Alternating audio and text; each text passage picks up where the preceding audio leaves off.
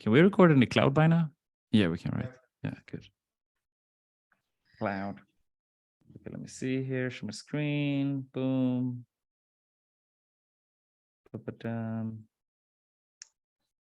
Smack. And attack. Here we go. What's going on? You can't see my screen, right? Mm-hmm. Yeah. You can see my screen? Can see. We can see, yes. Can you see, what color am I scribbling in? We see a lot of apps, like you're in the app switching state. Why is that? That's not where I am. Here we go. Give it another shot. Okay.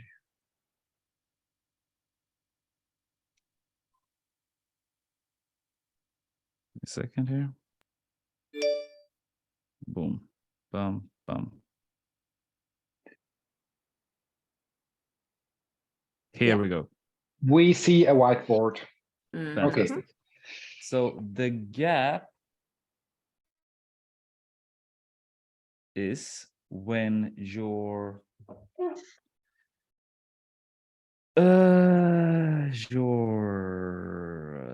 awesome level to here is awesome, right? And your skills. So wait, let me do this instead. Your skills. Right, this is awesome. Skills and understanding. Let me see how I draw this one.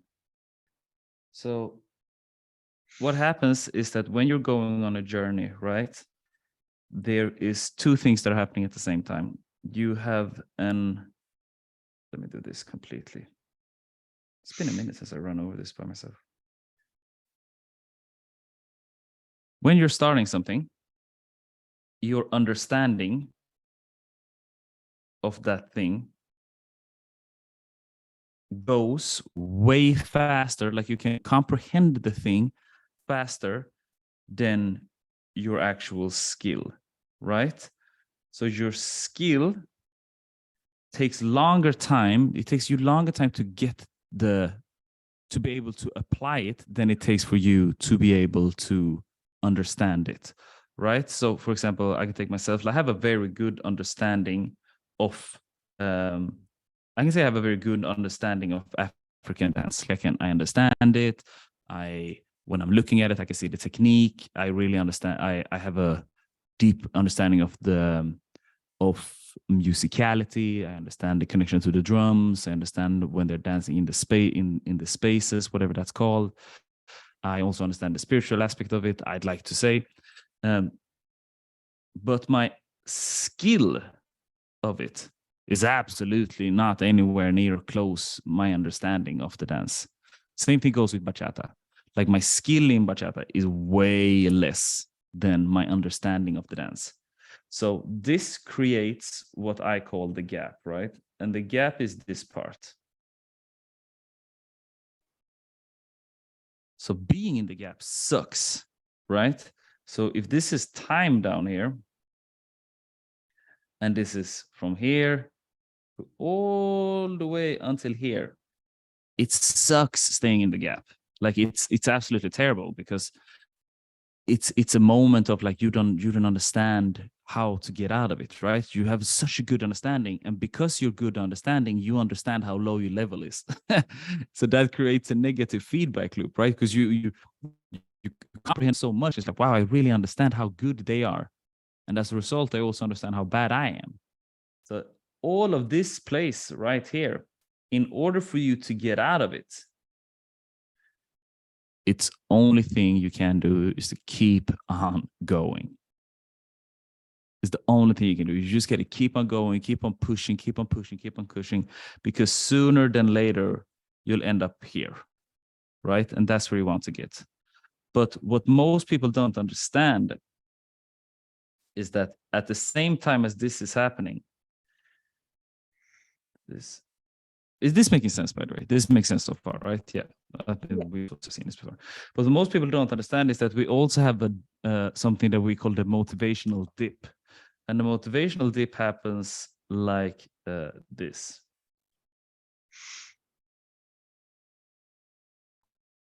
Right? So when you're starting off in a motivational dip, or you're starting off a new journey, there are essentially 3 phases of the journey, or 4, depending on how I see it. Let's say it A, B, C, D, right? All of these phases are crucial for our understanding of the gap also. Because in phase 1, it's what I like to call the new toy phase. And in the new toy phase, it's kind of like when you're signing up to this happens all the time. New toy, honeymoon phase, whatever you want to call it. It's new, it's exciting. You just signed up for this coaching program, just met this new partner. You are falling in love with dancing and you love it. It's everything you ever like. Oh my God. We all know those people who are new to the studio, they sign up, and then all of a sudden they eat dance, they only speak dance. It's like, I don't understand how anyone is not dancing. Like, I don't know, what did I do? What did you do before dance, right? Because that just, it fills everything. But then there is a little transition here. This transition is the dip, or the peak/dip, right? Because you're peaking here. But as soon as this comes, most people fall off. Most people fall off in the transition periods, either here, here, or here. That's where most people sign up, jump off. So when you come into this part C, this is the understanding phase. And this part is usually, this is where the big part of the gap happens, right? And the only way to get out of the gap is to keep pushing, keep moving forward. There's no other way. No other way to get out of it. You just got to keep on going. Just got to keep on pushing. Just got to keep on accepting and understanding the fact that you are in the gap and that it's a natural thing. It happens in relationship, it happens in work, it happens in dance, it happens with training, it happens with nutrition. And then one of two things are either happening. You either win here, or you got to pivot, right? One of two things are either happening. I think you can, this makes sense, guys, right? Yeah. Can you guys give me an Yes. example of where in your life you are in the gap as we're speaking?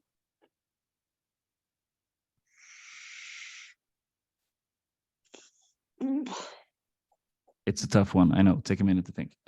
Where in life right now, on every realm of life, are you in the gap right now?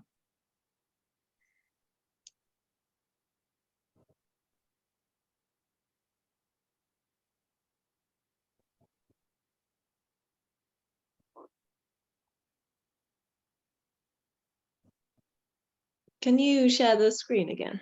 I didn't think. I can't see.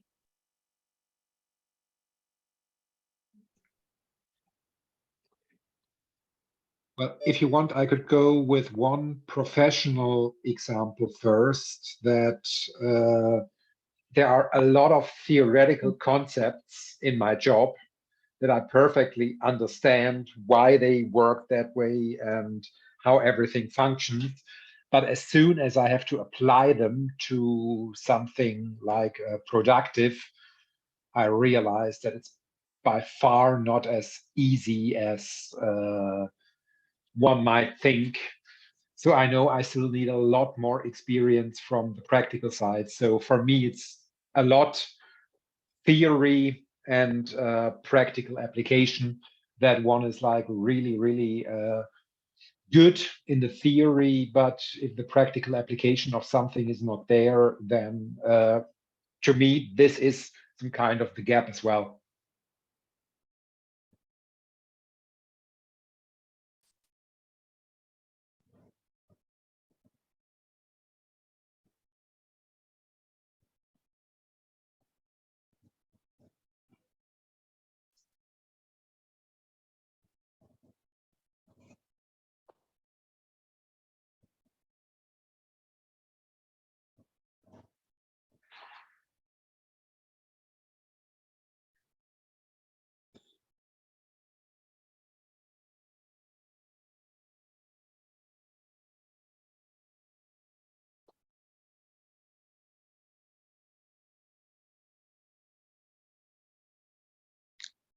Did nobody hear me? You guys heard nothing, right?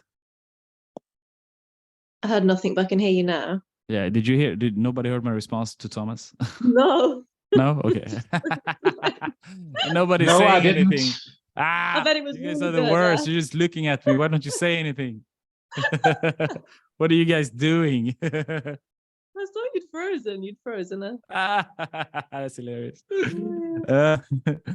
I was saying I can definitely relate to that, Thomas, and like from a professional aspect, like we are doing new things with our company, much like we're doing the podcast, one of the things, right?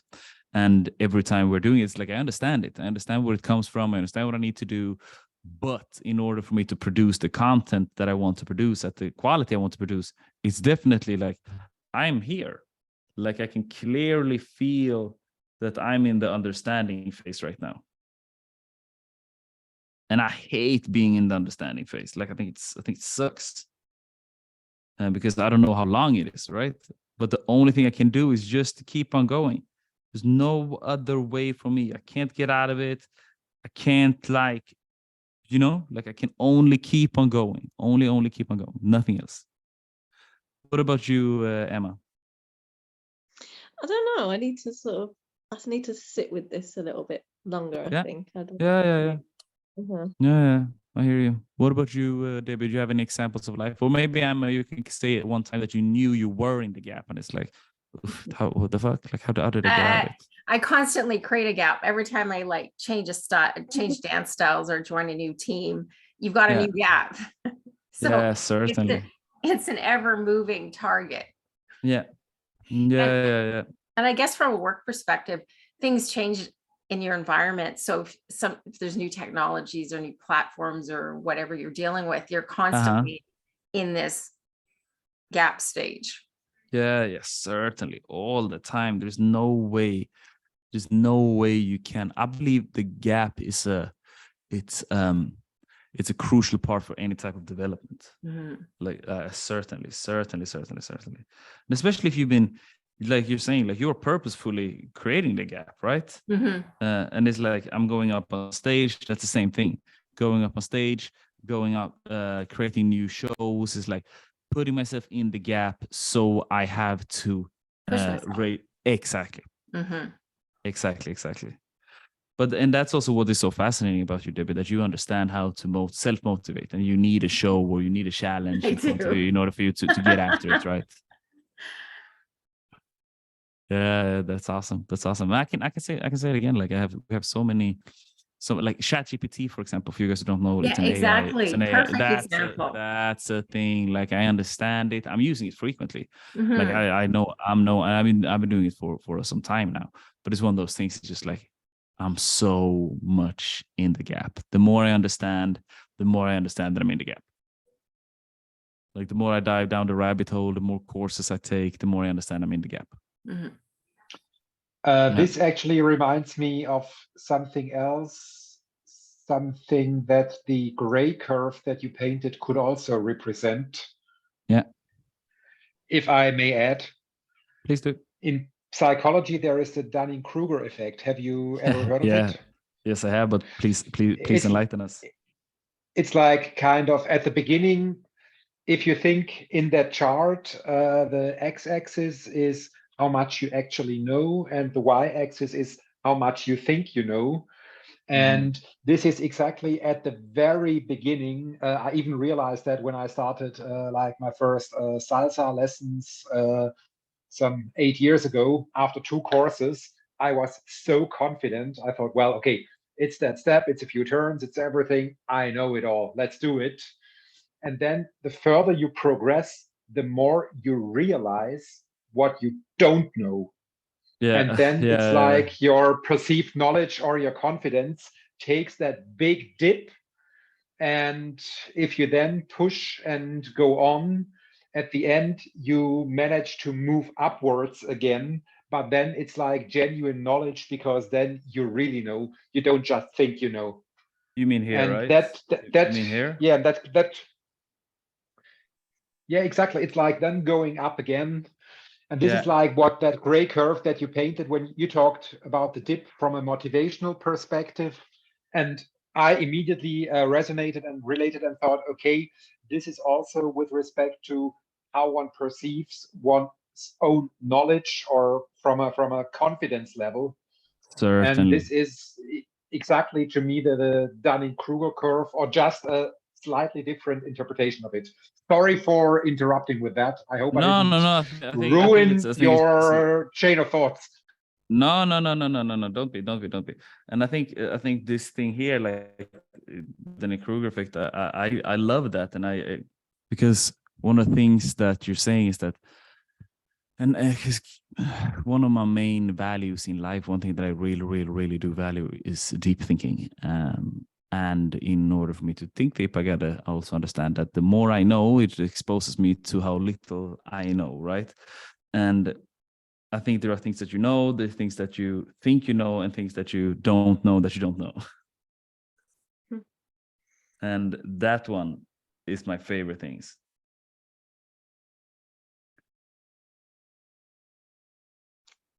Because every time I do something and I understand, okay, wow, I didn't know that.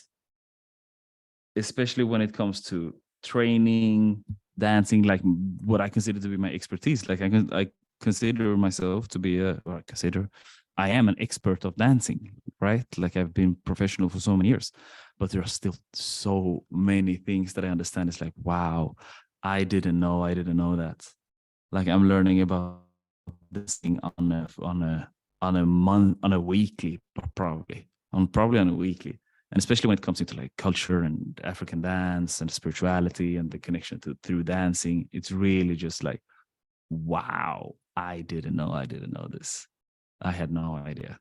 And that feeling for me is amazing. And it kind of like, I started dancing because I really like, or I fell in love with popping, let's say it like this. I fell in love with popping and body waves because I really love the magic trick.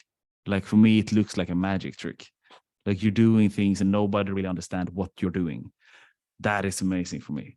And whenever me, like again, like after being a professional for 13 years, when I'm looking at dancing and I'm seeing something, I don't know how they did it. That feeling is like, wait. What the fuck? Like, what did that person just do? Like that very rarely happens, that thing, when it comes to like the technical aspect of it. Like I don't at all understand it. Just the proper technique of dancing, but when it happens, I love it. I think it's amazing. I can imagine it really humbling you, like to come across something like that. So much. So much. And I don't know if you guys can see, but like I'm a big reader, so I get humbled. It humbles me. Like knowledge humbles me. I think that's one of the things with it, right? Knowledge is humbling. And in order for you to, but that's also the thing, like I said, like I value thinking. Like I have time on my day when I spend time thinking and work on my thinking. I read books, like the majority of these books are about thinking. Like, this is called Think Like a Freak. The top book on top there. Like these are all books about mindset and how to think critically and how to. There's one book called The Road Less Stupid, and it's only about not doing stupid shit by thinking more about them. And but the more you think, the more you understand. Wow, I really do not know. I really don't. Like I'm. Wow, I really thought I understood. This shit. But that's really I'm exciting, to know. Again, like I mentioned before about potential. Like it's really exciting to know that there's more. There's always more. Yeah. To learn, to know. To challenge the current way of thinking. Yeah, exactly. I had this conversation with a friend of mine the other day.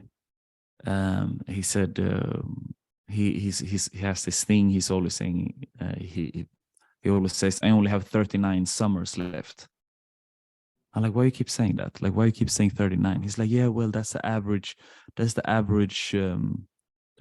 life length of somebody from my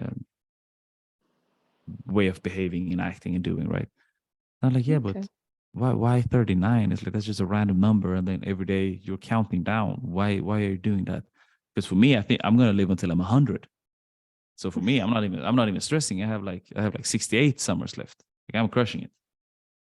Like I'm relaxed. Don't worry about me. And he goes, And he goes like, yeah, but you got to understand, bro, like when you're 80, 90s, like you might as well, you're not like, if I can sit and I can't like wipe my ass and I can't function properly, like take me out. I'm like, why? Like I have so many memories right now that I'm like, that's so selfish. Like, why would you do that? Like I have so much memories with my grandmother, and I can imagine, let's say I end up in a coma. Bam, I end up in a coma. Like I promise you, I will find a way in my mind to keep developing. I'm certain of that. I'm certain of that. Like I will dive so deep into my mind that I will feel just like home in there. Like I find new ways to win. I find ways to like, okay, I'm gonna understand how I can stop my heart for like one beat and then get back on track. Like just dive deep into your mind. I'm not I like obviously this is not something this is not this, you know, I'm gonna stay healthy. That's all I can say. So this is not gonna happen because I'm gonna stay healthy. But if it, like I read one of my books here is called Butterfly in a Glass Cup. And it's about the Vogue editor. I think he was editor or CEO of Vogue during the 80s in France. And one day to another, boom, he crashed into a car, totally paralyzed, can only wink with his left eye. And then from imagine that, living on top of the world, fashion, lifestyle, Paris, big city, boom, the other day you wake up, you've been in a coma 4 months, you can only talk, or you can only communicate with wink of one eye. That's it. You're locked, you're butterfly in a glass cup. And he wrote an entire book. He wrote an entire book about, yeah, I guess it's a self-biography. I guess you can call it like that. But the book is beautiful. The book is beautiful. One of the most impacting book of my life. So it's like he just kept on winning. He just kept on winning. Didn't give a fuck. He's like, this is what I got. I'm going for it. Because this man is rich. He could just have sent himself to, he understood how to communicate, right? So he could just send himself to, I don't know, Geneva or somewhere close to Paris where they can do assisting deaths, right? He's talking, he's communicating, but he's not asking for a way out. It keeps on going, right? If that's not a humbling experience, I don't know what it is. But that again, it just shows you how little we know. Like I'm certain he built a paradise in his own mind. And I think it's something super powerful to that. I think that's something we should aspire to, all of us. I'm Dr. Jordan Peterson, who's also a book I have here in the back. He said that every person should aspire to be the strongest person at their families, at their parents' wedding. You should aspire to become the strongest person mentally on your family's deathbed or on your parents' death, right? And if that is not a thing to aspire to, I don't know what is, right? So, but what is that? That's such an intangible goal, right? Like, what does that mean? I mean, well, like emotional resiliency, people trust you, people can rely on you, you dare to like verbally and emotionally support people. That is something to go for, right? I'm going away on a little tantrum here, but bringing this back to the gap. Most of us are in this phase when it comes to our fitness, a mix of here and maybe the beginning here, right? But the more you understand the gap, the more you understand that things are gonna happen to you. You are going to go through these phases, right? You are going to go through this dark phase, and it's gonna suck. But you understand that this is it lagging?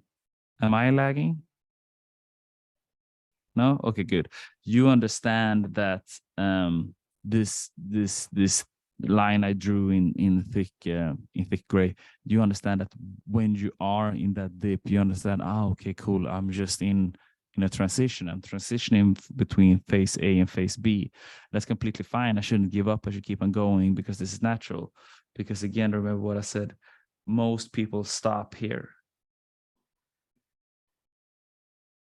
Most people stop in the blue lines, the transition period, because it's confusing, right?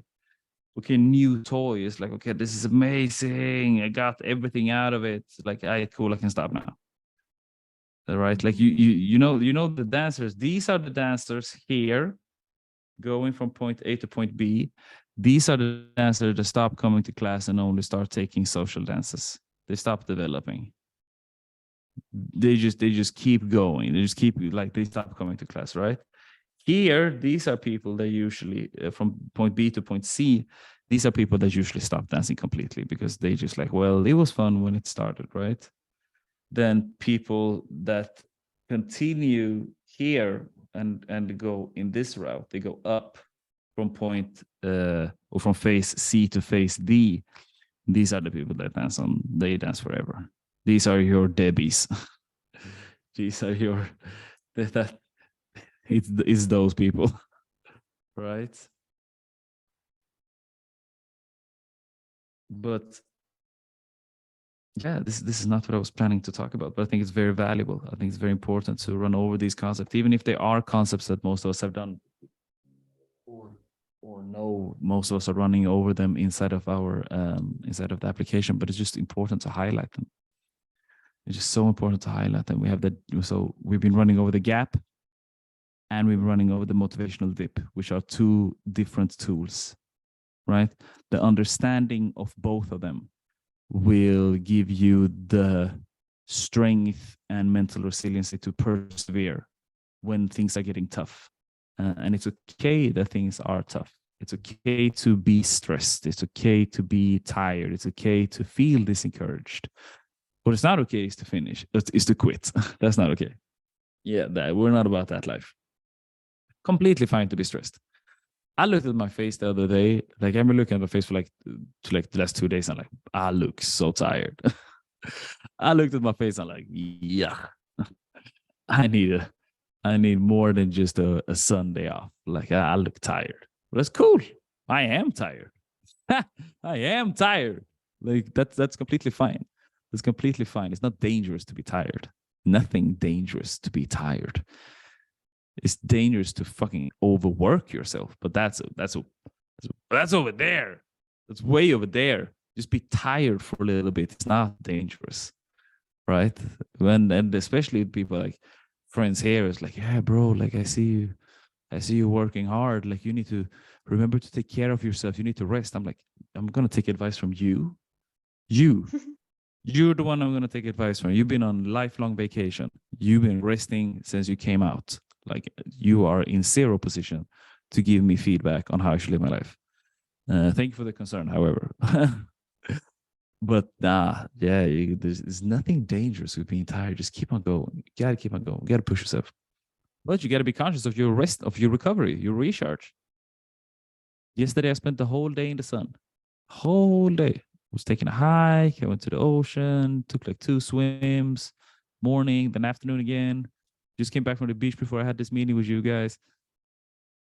But I also worked 12 hours. You know what I mean? Like, that's also it. That's also it. Like, I just have luxury to live 2 minutes in front of the ocean. But more than that, I'm getting after it. I'm not stopping. It's not dangerous to be quiet. It's not dangerous to be tired. Familia, is any... Yeah, please. I was going to give it to you guys.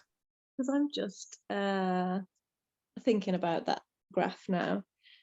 Like, after the new toy phase, how do you know, like, if it's just part of that process or if it just doesn't sit right with you?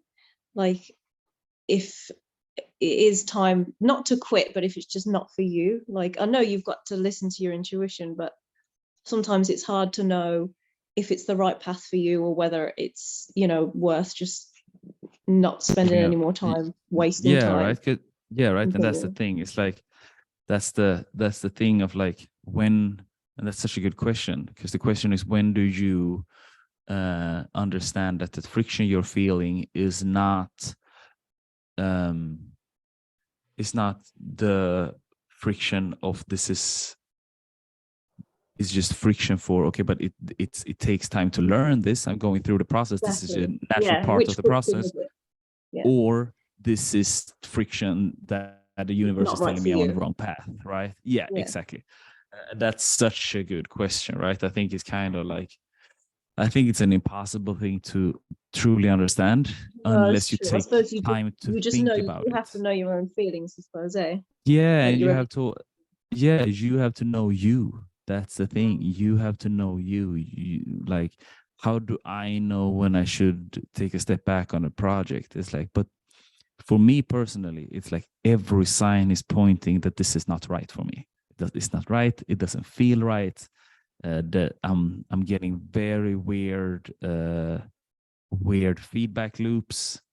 Even if I know this might be confirmational bias right now by this time, but even if it is, and I trust my intuition, I'm out, right? Mm. And it's then one of those things, like, you got to understand that voice.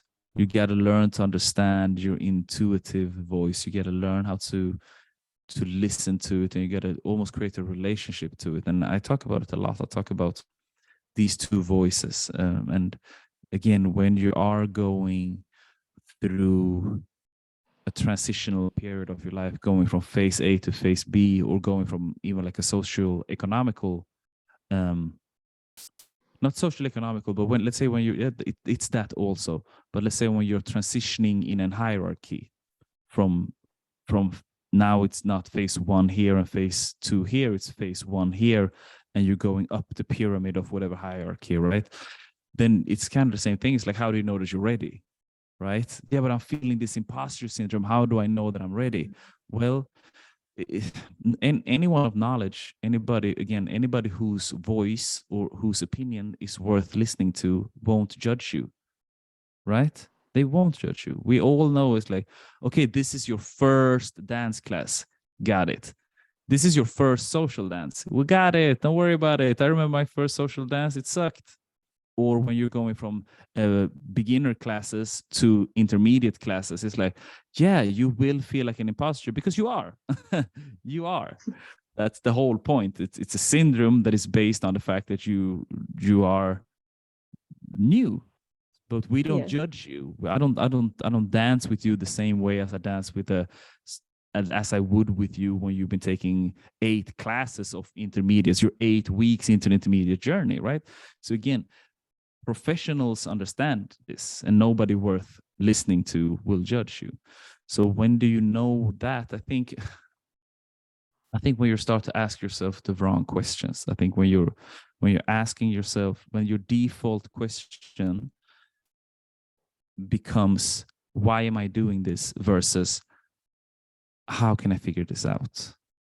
Right? When those questions are, you're no longer looking for an understanding of it, you're looking for a way out.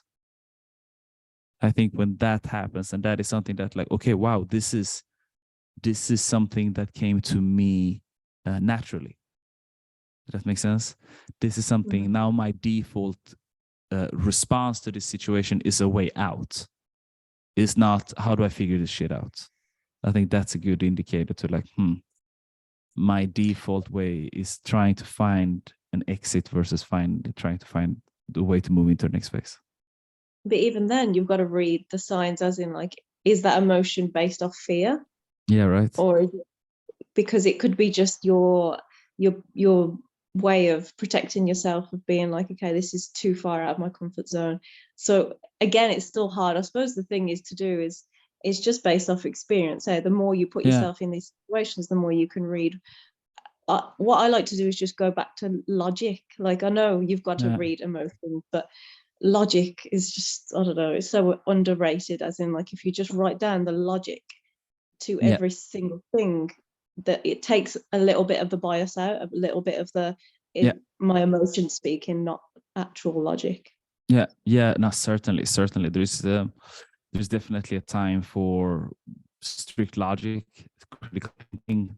There's definitely a time for, and I think that's the balance that we need to be better at developing and using in our advantage. Because I definitely think there is a super necessary tool to have, which is like your emotional intelligence, and also your I like to call it spiritual intelligence. I don't know if I just came up with that word, but I think there is a de-spiritualization in the West. So we love to like, it's almost like emotions doesn't matter, right? I'm not saying that's what you said, right? I'm not saying at all that's what you said, because I 100% agree with you. I know what you mean. But there is a way of like, no, but this doesn't make logical sense. Like, no, we know it's fucking called the dancing. It doesn't make logical sense, but we all love doing it. It's a spiritual practice that just transcend the time, culture, and it's been doing it since day one. So but again, in order for you to conquer something, or not to conquer, but to kind of like justify and understand what you are feeling inside, sometimes you have to take like, no, what am I doing? I got to logically look at this thing. Much like sometimes you have like the logical base of like, okay, but I have a good relationship, I like him, he is friendly, he's good with my kids, family, we have built these things together, but the emotions are not there. All my emotions are giving me the signs to go somewhere else, and that's when you should listen to your emotions, maybe. What do I know? But yeah, there is definitely a counterpart to that. And one of the things, again, like if you are in the gap, and like, because what are we talking about, right? Like from a macro view, okay, but how do you move from one phase to another? That's the question. And how do you know if you're feeling friction, that means that you should stop it and let go, or friction that's just natural friction that is part of the progress, right? Asking yourself the right questions, listening to your intuition or listening to your voices. Are they trying to, again, what am I doing? I'm trying to find a way out. Do I really want this? Am I trying to find a way out? And am I trying to find a solution to what I'm feeling? And I say, like, what you're saying is like, try to do your best. Think on paper, put shit down on paper. I draw a lot. Like as you can see, even when you guys are talking, I'm drawing. It's not because I'm not listening. It's just that it works for me. It works for me to like, okay, but I know I'm very scatterbrained. So even when I'm talking, it's like I'm kind of drawing here in order for me to see it in front of me. Thinking on paper, I think that's key. And like not doing it so instantly. Like sometimes you just need to sit with it. Like for me, I need to process things a lot, and it could take hours, it could take days, but some things, like, you know, when it just clicks, but you need to give yourself time for it to do that. Certainly. But you know, don't like do it straight away thinking it's got to be a decision right now or else. Exactly. What do you think about this?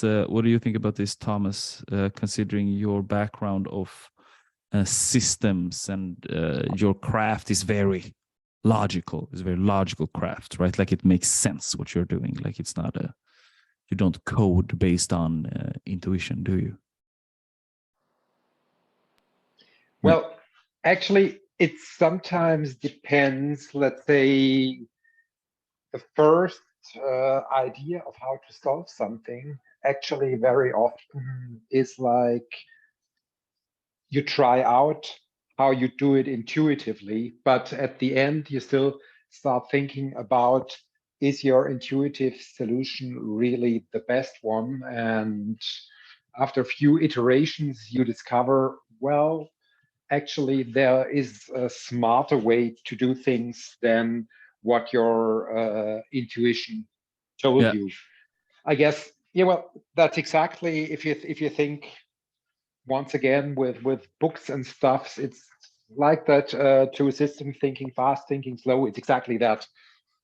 It's when you first try something out with an intuitive approach, you realize, okay, it works, and maybe it works good enough, fine for that, but you might get into a stage where you have to think, okay, can we do better? And is it actually necessary to do better? Or is there a big benefit from doing even better than what we already have? And this is then where the deliberate thinking starts. And I discover that I am very, very often in that situation. Yeah, no, I can can imagine. I can imagine. And then again, like this is the beautiful thing with thinking, right? Like there's no right or wrong. There's just different ways of approaching it, and whatever works best for you works best for you, right? And yeah, I personally think that there is a despiritualization of our way of thinking and behaving in the West. And when you come back to places like where I am right now, or Cuba, or places that have like roots in its spirituality, it's just different. The whole thing is just different. Like everything you thought works, like everything that you've been raised on is not the same. It's not the same. It's different. The default thinking is different, which is so beautiful. But yeah, I Can don't you know give why I an said. example of that? Like, is it like in day to day even? Like living there? Yeah. Let me come up with that. Okay, so here is let me think a little bit. I think this is the first thing that came to mind. One of the things that I don't struggle with it because I have my fathers as an example, right? My black side of the family. But where I'm from, Sweden, where I'm born and raised, we come or we meet each other, and when it's done, it's done. You go, we spend time, we have like a coffee together, we have intense time together, and when you're done, or when we're done, you're done. Like you go do you, I go do me. Here is not the same. Here it's much more, we exist together. We it's a tribal thing almost. It's like somebody comes in the morning, then they hang around. This person brings a book, even just sit on our sofa, then maybe go down to the beach, then comes back, have something to eat. One of her friend comes by, chill here. But like that way, that's like, what are you doing in my home? Go, leave. Like, why are you still here? What's happening? And that's one of those things. Is like, yeah, but that's a spiritual component to it because we are existing together. Yeah. So it's like that's a thing, right? And if it's a That party relates here in say? Switzerland. You can't come. I haven't tidied up, stuff like that. You know what I mean? And Yeah, that's exactly. super West. That's super West. Yeah. Like, yeah, and there's nothing right or wrong, but it's just the fact that it's different. Right? Here the doors are always open. Nice. Like, should I would never call never would I call my uncle to see if I'm if they are home and I can come. Ever. You're home, I'm coming. Done. What time? Don't you worry. I arrive when I arrive. Yeah. And so that's one of the things. Time, it's also here, it's you almost like, because it's not a spiritual component to time, but time is fluent. Time is very fluent on islands, or in every country that has an African descent. Time is fluent. If my grandmother tells me, hey, come to dinner, my Swedish grandmother, come to dinner at 7, and I arrive 10 minutes past 7, she will be irritated. She's not going to be angry, but I will hear it. Because she has been planning all day for food to be on the dinner table warm at 7. Bam. Like time, bam. Like that's the art of it, right? Like that's the beauty of what she's doing. Here, like if I say like I come, I'm just gonna take a shower and I'm gonna eat and I come to you later. That can take 3 hours. That could be 3 hours. That means that I'll see you later. Like here. Like if I tell you to come and eat at my place at 5, most people arrive at 7. Most people will arrive at 7. There is no chance that like people arrive when you want them to arrive. Like that doesn't happen. Forget that. Forget that shit. People did arrive. That take some getting used to? Like, did it? Yeah, if it does. Like I don't like it. I'm not saying I don't like it, but like, and we're pushing people. Like I'm pushing people.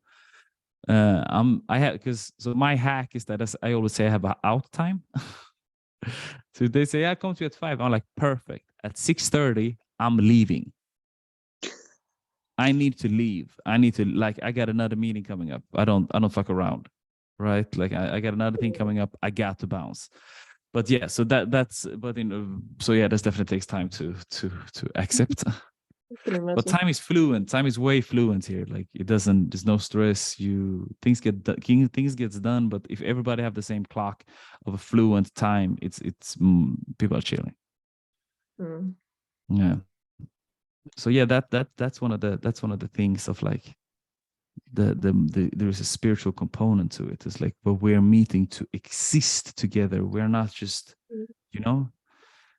it's like kitchen table, almost like sitting down and eating, like it's a ritual. We sit down, everybody sit down. I'm like, versus me, and like, bro, I just want to eat and bounce. Like it's lunch. Like, come on, like I got stuff to do. Yeah. Let's eat, let's leave. Like I'm go back to work now. Versus here, it's like now we have 2 hours. Everybody sit down. They go to the beach. They come back, take a nap. 2 hours, 2.5, depends on, and you're good. So there's a spiritual component to it. Nice. Yeah. Well, I guess it also depends on what is kind of, let's say, what the majority of people does. If you're somewhere in a place where it is, let's say, the norm that, well, appointments are kind of approximate times only, if everybody ticks that way, then nobody panics about it. There you go. But I can imagine that if you are the only person in a place living according to that, it might cause irritations. It sucks. Or even if you're the only extremely punctual person being in a place like on the Cape Verdean Islands, as you are right now, everybody's possibly a bit irritated why you are always that punctual and that concerned about time. It's more like, what is the norm in the place that you are? Exactly. Isn't cultural. Yeah, exactly. It's a cultural thing. It definitely is a cultural thing. And again, like I say, like there's nothing right or wrong with it. It's different. And yeah, you can judge, or like I can judge, and like everybody's so slow. It's like, yeah, or I am stressed, right? It's like they have been doing this since forever, and they seem to be doing great. And have here you I found am. yourself, have you like adjusted yourself to be more like them subconsciously, even if not consciously? Yeah, for sure. I would fucking freak out if I did it. I wouldn't leave here. Yeah, no, that is I don't get an option. I don't like it. I still don't like it. I still do not like it. I like punctuality for sure. I like getting shit done, but it doesn't take away the fact that like now for example, I heard my gate just open. I ordered food. This is a good thing. I ordered food legit an hour and a half ago. Yeah, an hour and a half ago. And it like the store, the restaurant is down the hill. Like it takes me 5 minutes. It takes me 2.5 minutes to go there. This is not because they are, it's just even the businesses. no, the businesses are worse. The businesses are the worst. Yeah. No. Debbie, how is it in Cuba? Tell me, this is the same. No, people don't like to make money. It's exactly the same. I know, like people don't. Here you have to beg people to take your money. Like I have to beg people, please take my I want to pay. Like please take my money. Stop with that sandwich you're doing. I'm a paying client. Prioritize me so I can leave. Like. Gotta have a visit. Yeah. So yeah, this is definitely a component to all of it, but I'd like to argue also that they are more happier here to tie this into health, right? Because that's essentially what we're talking about. I like to argue that people are way happier over here. People live way longer. There's a sense of community. There is which is again, like I understand these webinars is like, oh, fuck, I gotta commit to one thing. It's like, yeah, you got to, like it's once every second week for a reason. We all come here, and it's a community. Like it builds something. It matters. And if you're looking at metrics at the board of longevity, community is huge. Community is huge. Like we have a bar / coffee shop down here where we live. That the cultural. Just a cultural hub, essentially. I feel obligated to go there. Like I didn't even want to go there this weekend, but I knew they had a fashion week this entire week. I didn't contribute. I wasn't there. I felt like Saturday, you know what? I got to go. Why? Because if this thing disappears, I will be so disappointed. Like, I gotta go. I love it. I gotta show myself just to support. I don't want to be here, but I'm just here, right? Community. That's all it is. Mm-hmm. So yeah, that's the thing. So like, even if people are very fluent in their time, as I like to call it, it comes from a place of they were not. It wasn't that they were chilling. They were busy living.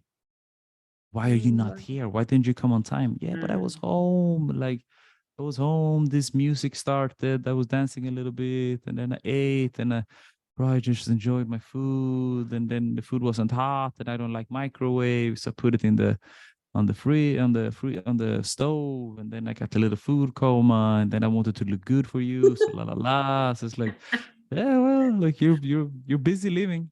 Mm-hmm. You're busy living. I'm just busy being busy. You know, I'm busy running. They're busy living.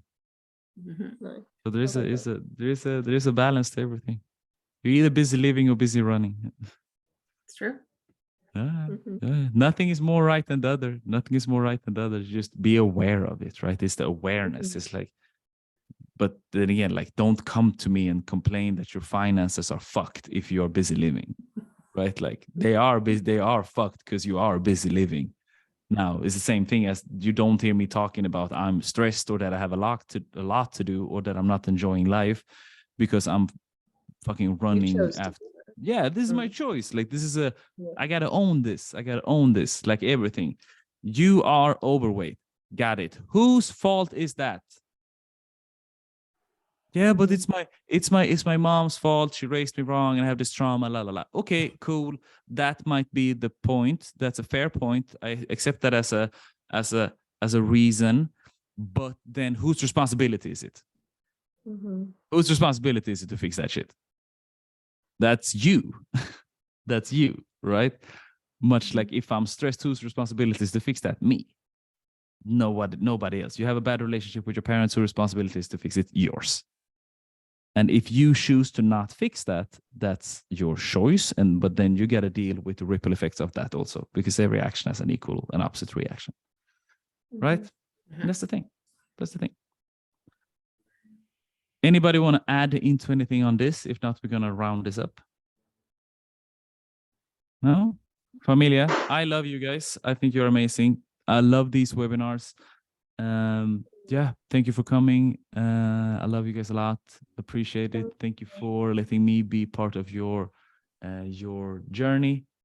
Thank you for fucking up the camera, David. Means a lot while I'm having my exit speech here. Appreciate it. Yeah, that's it. I think you guys understood my point here. I love you. Talk to you guys a lot. Ciao. Love you a lot. Talk to you soon. Ciao. Talk to you soon. Bye-bye. Bye.